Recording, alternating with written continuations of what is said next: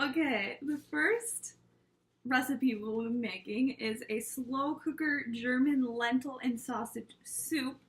We picked this dish from fivehearthome.com because the Swabian are known for their love of soup, which often features some kind of pasta or wurst. So we chose a soup that has sausage in it. And the Swabians are sometimes called Suppenschwaben, which translates to soup Swabians. So today we have some baby carrots. We'll be shredding those. We have some red lentils. They're supposed to be brown, but we could not find those at the grocery store. Some pre-smashed nutmeg. Let's not get into that. We have some bay leaves, some Carl's State Champion smoked metwurst, some red hot sauce, some parsley, garlic, what is it? Worcestershire sauce, and then we have 3 things of chicken broth. So one ingredient that we had trouble finding was ground nutmeg. We could only find whole nutmeg.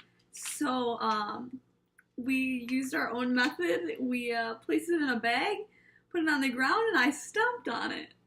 With Maddie's enormously large feet. Got the job done. Alright, we have added all the ingredients. It smells very seasony. And it's heating up in the crock pot. We'll be back in 8 hours. So the lentil has thickened now into a mashed potato-y texture. It's pretty good. Maddie? Yum. Alright, the next dish that we chose to make is called Swabisch Datscher. It's translates to Swabian cream cake. So it's essentially just a bread that has a topping of sour cream, chives, and bacon.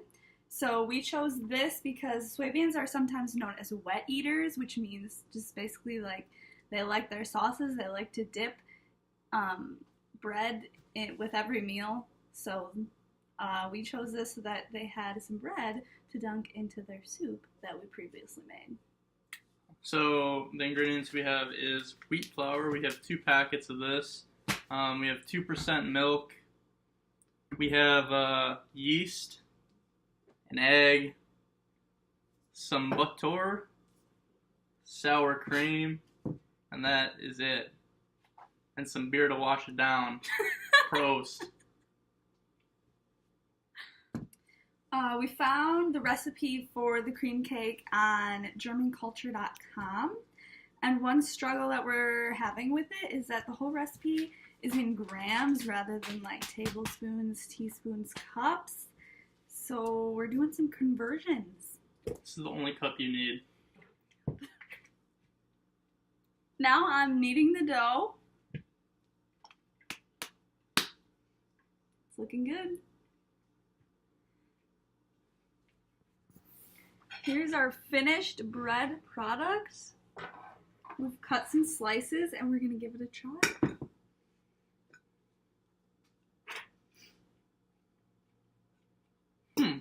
Is it good? Yeah, it's pretty good actually.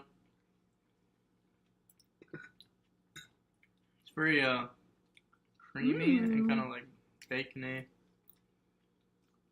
There's bacon on the top and onions and sour cream. And cheese. Delish. Our next dish is called Käsespätzle. Spätzle obviously is a dish that we learned about in German before. It's common in all of Germany, but it originated in Swabia, so that's why we chose to make that. It's a homemade comfort food, and it's often served in beer gardens. We decided to add the cheese because we're from Wisconsin and we love the cheese. But spätzle can be added, or spätzle can be served with or without the cheese very commonly. If you don't know, spätzle is kind of like a pasta, but it's made with egg noodles, which we have decided to make from scratch today. with? So today we got some whole milk. We got some flour, some cooking spray, some butter. We got some salt, parsley, some thyme, nutmeg, of course, a boatload of cheese, and also some eggs. 6 to be exact. So, some problems we're having with this dish. First of all, when you make the dough, you're supposed to mix it for a long time. So they recommend using a stand-up mixer and mixing it for 16 to 20 minutes, which is a very long time. And we don't have a stand-up mixer, so our arm's going to be getting tired with this. And then another problem is that we do not have a spetzel maker, which forms the shape of the spetzel. So we're gonna have to get creative with that too. So we'll see how it turns out. I just blended for 15 minutes, and then I went back to the instructions, and it says in fine print, if it hasn't bubbled after 15 minutes, then you need to keep mixing. So I continued mixing by hand for 20 minutes. My arm hurts and I'm sweating. So if you ever plan on making spetzel, get an automatic mixer. So to make spetzel, you put the sticky dough that we had previously mixed into boiling water, and then you wait for it to float and you scoop it out. The idea is that you would use a spetzel press, which makes it into like noodle shapes, but we don't have one. So we kind of have some large, weirdly shaped spetzel, but it's spetzel. Yum! So this is our finished product. We didn't put a whole lot of cheese on it.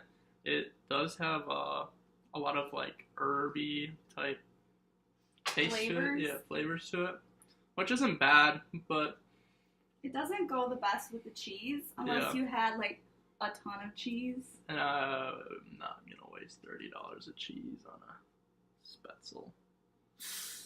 Yeah. Alright, for dessert we're going to be making a Swabian red currant cake, which is also called Kuchen. We found this recipe on myBestGermanRecipes.com, and we chose it because many Germans have gardens, and a common fruit that they have in this garden is a red currant, which is sort of like a berry. Looks similar to like a cranberry that you would mash for Thanksgiving, but it's slightly different. So for our ingredients, we have butter, milk, we have sugar, flour, some vanilla extract, 5 eggs. So instead of, what kind of nuts did we needed? Ground hazelnuts. So instead of hazelnuts, we have walnuts. And then we were unable to find the actual currant berries themselves. We tried hard. We went to 3 grocery stores, I think, and a German one. And nobody had currants. I think they're slightly out of season right now, so that could be why. So instead of that, we got like kind of a jam to replace that. A currant jam.